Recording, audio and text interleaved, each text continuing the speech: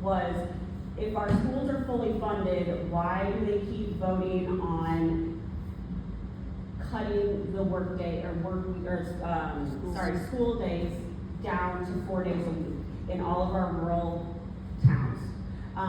They don't, like, how are those supposed to work? You're telling me they're fully funded, but then the school says, hey, we're just gonna do 4-day school weeks now because teachers, we can't give them more pay, so we're gonna give them less days to work. That was my first, like, it doesn't seem fully funded then. If that's the case, and you have one of the least paid teachers, you know, I mean, in the country. So it's not fully funded if that's the case. And then my second question, you want to answer that one first? Sure. Okay.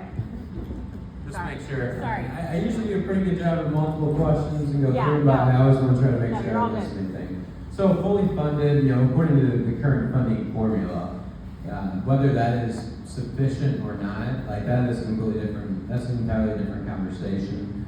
But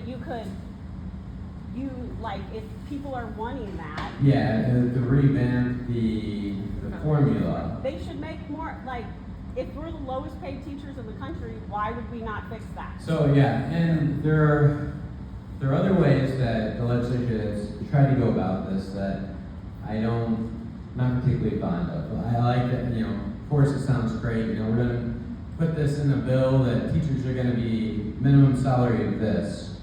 You know, for small communities, like, they don't realize, you know, for like a Rockwood or something in St. Louis, a big school district, yeah, no problem. You know, the state might, you know, you can, you know, help out for a portion of time. But eventually, you know, that burden could fall on just that school district. And when you set this blanket approach where you set that minimum salary for small communities, small school districts that they can't handle that, it actually hurts them more than helps them.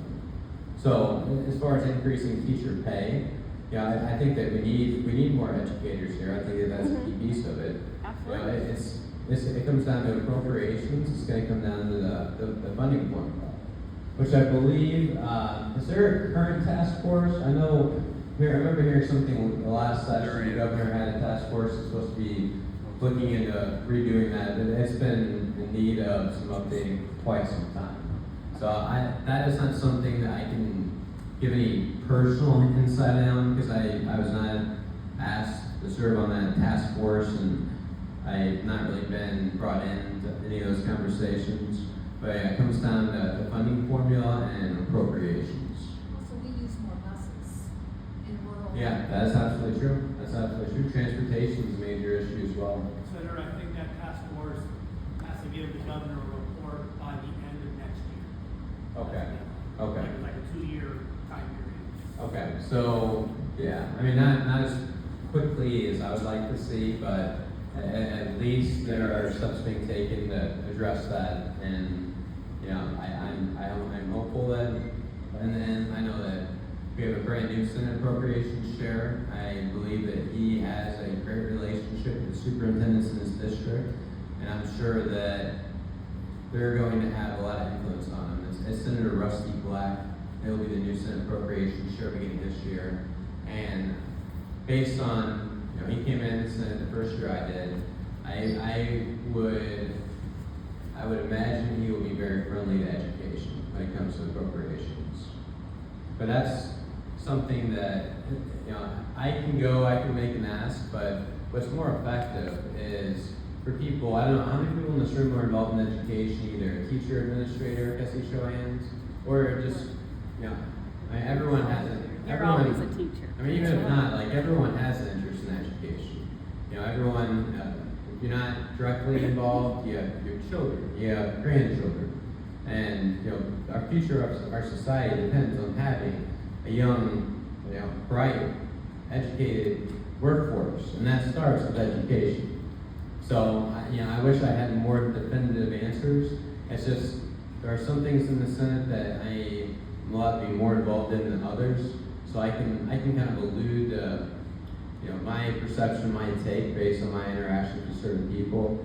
But every indication would lead me to believe that the new appropriations chair should be good for public education. But you know, that's something, a part of the process that y'all can get involved with also. I'm your senator, right to me, of course, but you can go online and find who the committee members of the appropriations committees in both the House and the Senate. You can send them emails as well, even if they're not your representative, you're not your senator. And keep in mind, like, appropriation bills start in the House.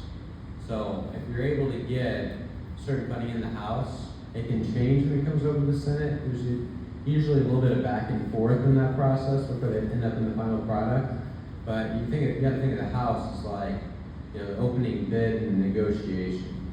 So the better that opening bid is for public education, then most likely the better the end result is by the time you get all the back and forth. So if you have an interest in that, other than, reach out to me, hold me accountable, and I will reach out on your behalf and act and try to represent the interests of people in my communities. But as well, you can go beyond that. You can reach out to the people that are directly handling the appropriations bills. Because as I described, I'm not thrilled about the process as it is now, because if you're a senator that does not sit in that committee, you have very limited access to the appropriations process until it ends up on your desk. And by then, you could try to offer an amendment, but the reality is that it is nearly impossible to make changes once it's already at that stage. You could not vote for Well, it. there are a lot of appropriation bills I have not voted for. I don't believe I voted for the Senate Bill 3. I don't believe I voted for that one because I wasn't particularly happy with how things worked out that time around. If you look at my voting history, there are quite a few appropriations bills I voted against. This last year I voted against more than I voted for. And I see a lot of bloat. I see a lot of line items that someone's not willing to explain to me what this money is actually for. I'm going to err on the side of voting against it. I feel like there needs to be more of a responsibility. I'm here, I'm representing 185,000 people. This is billions of dollars we're talking about. If you want my vote, explain to me what every line item is before I give you my yes vote. I want to know where I'm going to go. Does that answer your question? Or do you have another one? Yeah, I do. I have another one. Well, it does answer my question, sort of, but I just want you to know that Missourians don't feel like their schools are funded. And when our kids go 4 days a week, they really feel it, especially our special needs children. 4-day week part. Yeah, yes. And so I'm just telling you that in general, we do not feel that way. Even if, you say you don't have control over it or whatever, we feel not represented in that department.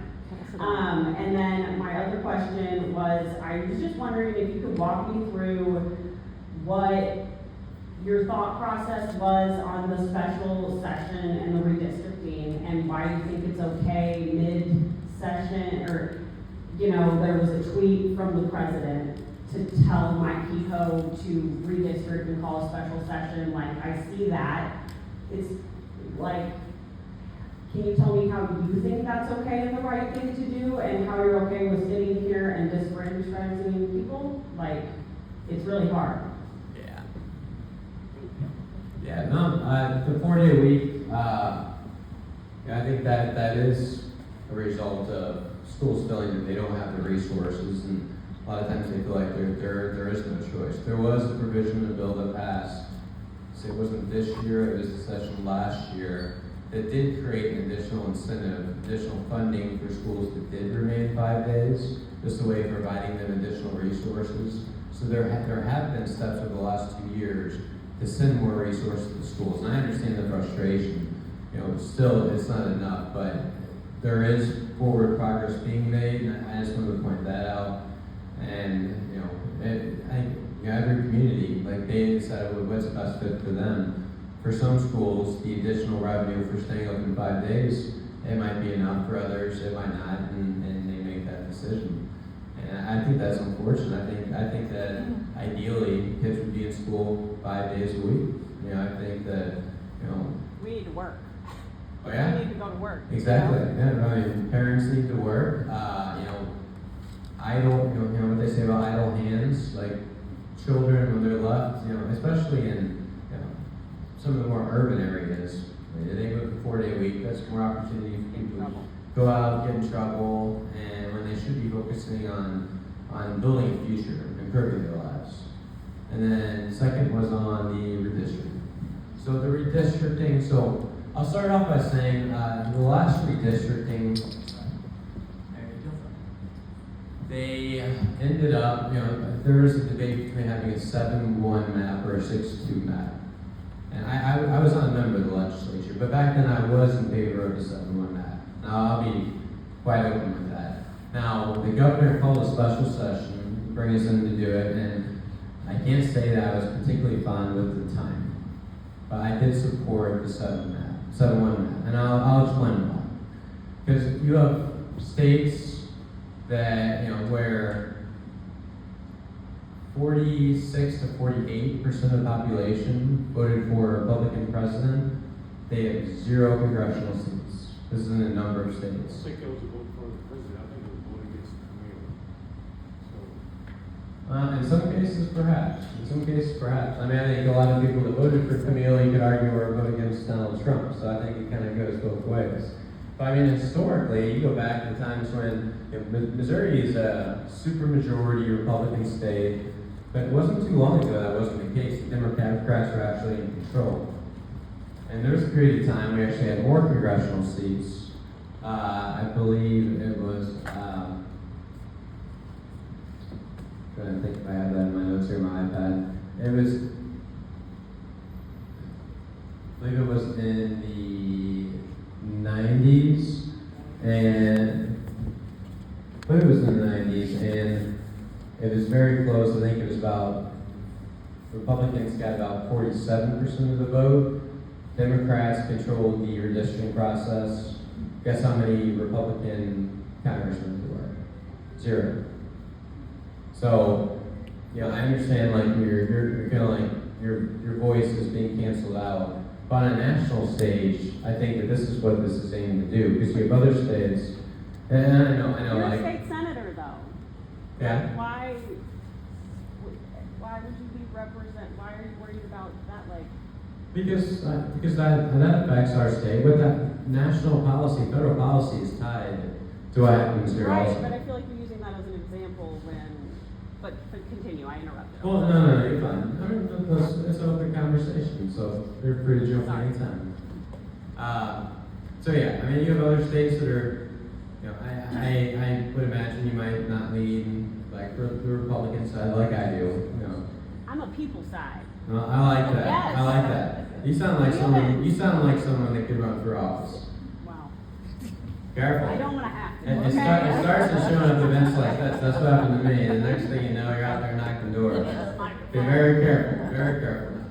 Now, so I completely get your sentiment. Like, I understand that, and it is, it's a very difficult thing to navigate. You have to just, How does tying us into Kansas City, and all the money in Kansas City gonna represent us?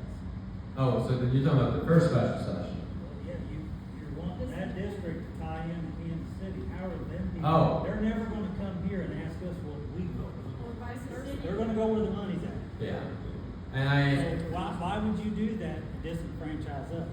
well, I did not have the opportunity to form the mass. Like I just had the opportunity to vote, and I thought that we were better off, and that Better off How?